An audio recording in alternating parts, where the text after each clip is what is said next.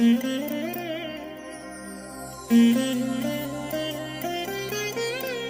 దినం పరము నుండి దిగివచ్చు మాట, ఇది నీ జీవితానికి వెలుగుల బాట, నీ ఒడిలో ఉంచబడిన దీవెనల మూట, అద్భుతాల ఆనంద ఊట.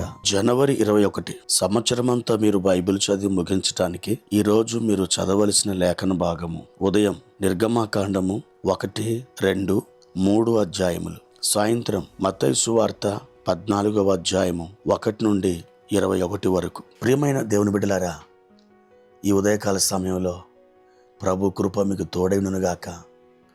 పరలోకం దిగొస్తున్న దేవుని మంచు మీ మీద సమృద్ధిగా కుమ్మరించబడునుగాక. ఎలా ఉన్నారు ప్రియులారా? బాగున్నారు కదూ? మీ కొరకు దేవుని సన్నిధిలో మేము జ్ఞాపకం చేసుకుంటున్నాం. మన దేవుడు ఎల్లప్పుడూ తన హస్తాన్ని మనకు తోడుగా ఉంచుతాడు. ఆయన ఏ మాత్రమును మనల్ని ఓడిపోనియడు. ఆయన కృపాక్షేమములు ఎల్లప్పుడూ మన వెంట నడుస్తాయి. కాబట్టి దేవుని యందు విశ్వాసము కలిగిన వారై మీరు మీ ఆత్మీయ జీవితాన్ని ముందుకు తీసుకొని వెళ్ళండి. ప్రియ దేవుని బిడ్డలారా, ఈ ఉదయకాల సమయంలో ప్రభు ఇచ్చినటువంటి ఒక వాక్యాన్ని మనం చదువుకుందాం. హెబ్రీలకు రాసిన పత్రిక 11వ అధ్యాయము 11వ వచనం. విశ్వాసమును బట్టి శారాయు వాగ్దానం చేసినవాడు నమ్మదగిన వాడని ఎంచుకొనెను గనుక తాను వయస్సు గతించినదైనను గర్భము ధరించుటకు శక్తి పొందెను. ప్రియమైన దేవుని బిడ్డలారా, ఈ వాక్య భాగంలో అబ్రహాము భార్య అయినటువంటి శారాను గురించి వ్రాయబడి ఉన్నది. శారా జీవితంలో దేవుడే జరిగించిన ఒక గొప్ప కార్యం మనందరికీ తెలుసు.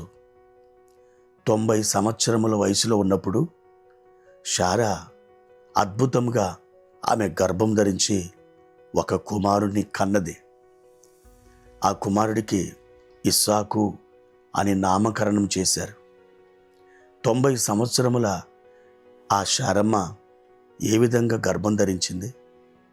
ఆమె ఎలాగూ ఆ కుమారుని కనగలిగింది? ప్రియ దేవుని బిడ్డలారా, ఇది ప్రకృతికి విరుద్ధం కదా. ప్రకృతి నియమాలకు ఇది అతీతము కదా. అవును, మరి అది ఎలాగ జరిగింది? ప్రియ దేవుని బిడ్డలారా, విశ్వాసమును బట్టి శారా అని ఇక్కడ రాయబడింది.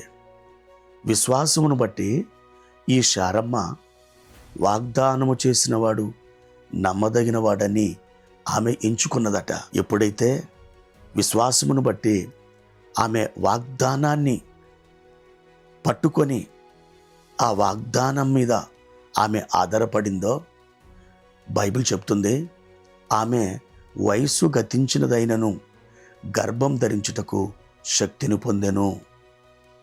ఎంత మంచి మాట!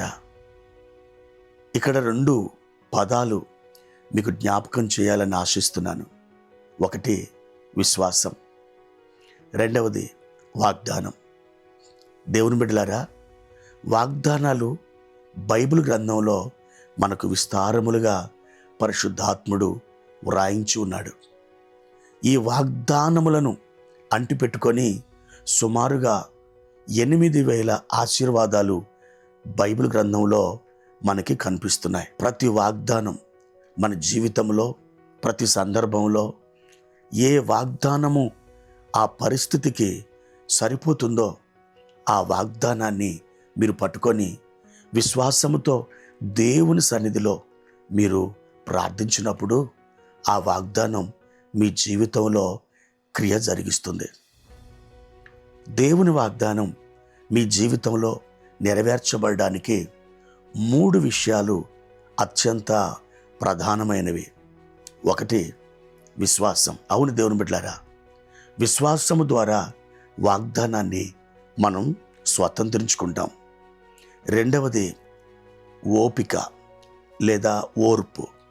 దేవుని వాగ్దానాన్ని మనం విశ్వసించటమే కాదు, ఆ వాగ్దానాన్ని మనం దేవుడు నెరవేర్చేంత వరకు ఓర్పు కలిగి ఉండాలి, ఓపిక కలిగి ఉండాలి. చాలాసార్లు మనం తొందరపడి దేవుడు మనం విశ్వసించినటువంటి బహుమానాలని మన గుమ్మం దగ్గరకు తీసుకుని వచ్చిన సందర్భాల్లో మనం దేవుని మీద ఆయాసపడి మన ప్రార్థన జీవితంలో కానీ ఆత్మీయ జీవితంలో కానీ వెనుదిరగడం వలన ఎన్నో ఆశీర్వాదాలు మనం పోగొట్టుకున్నాం.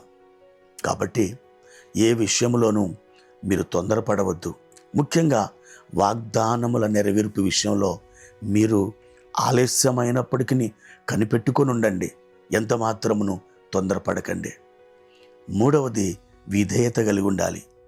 దేవుడు ఆ వాగ్దానమును మన పట్ల నెరవేర్చడానికి దేవుడు చెప్పినటువంటి షరతులన్నీ మనం విధేయతతో నెరవేర్చగలిగి ముందుకు సాగుతున్నట్లయితే ఆ వాగ్దానం యొక్క ఫలం మనం అనుభవించగలుగుతాం. శారా విశ్వాసమును బట్టి గర్భం ధరించింది. ఎలాంటి పరిస్థితుల్లో? తాను వయసు గతించిన స్థితిలో. ఇది ప్రకృతికే విరుద్ధం, వైద్య ప్రపంచానికే విరుద్ధం. కానీ విరుద్ధమైన పరిస్థితుల్లో దేవుని వాగ్దానం విశ్వాసము ద్వారా ఎలాగూ నెరవేర్చబడిందో శారమ్మను గురించి మనం ఈ ఉదయకాలమున ధ్యానించడం ద్వారా గ్రహిస్తున్నాం. కాబట్టి మీరు కూడా వాగ్దానం ఎత్తిపట్టండి. విశ్వాసముతో, విధేయతతో, ఓపిక కలిగి మీరు నడుచుకోండి. తప్పకుండా వాగ్దానం యొక్క ఫలమును మీరు అనుభవిస్తారు. దేవుని కృప మీకు తోడై ఉండునుగాక. ప్రార్థన. పరిశుద్ధుడైన తండ్రి, ప్రేమ కలిగిన దేవా, ఈ ఉదయకాల సమయంలో మీకు కృతజ్ఞతలు.